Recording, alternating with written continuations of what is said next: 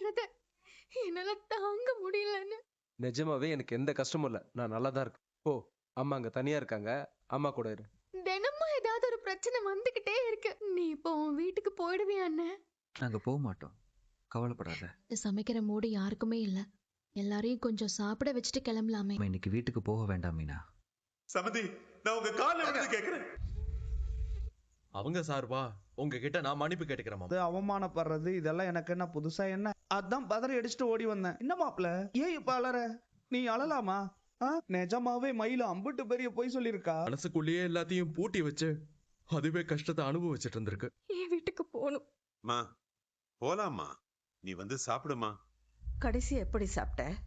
எனக்கு கொஞ்ச நேரம் தனியா இருக்க விடு. நான் நீ சொல்ற பேச்சு கேட்கலையாமா? நீ என்ன பண்ணிட்டு கேட்க போறியா இப்போ? நீ தானமா எல்லாமே பண்ண, அதனாலதானே நான் தலையா அடிச்சுக்கிட்டேன் எனக்கு இதெல்லாம் வேண்டான்னு. இவங்க பேச்ச கேட்டு மட்டும் ஒரு கல்யாணம் பண்ணிடாத, நாசமா போயிடுவேன் என்ன மாதிரி. எல்லாம் என் தலையெழுத்து.